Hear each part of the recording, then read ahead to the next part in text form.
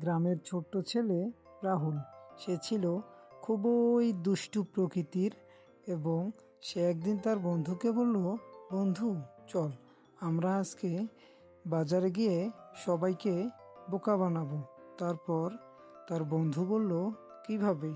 সে বলল, আজকে আমরা বাজারে গিয়ে সবাইকে বলবো যে সিংহ এসেছে।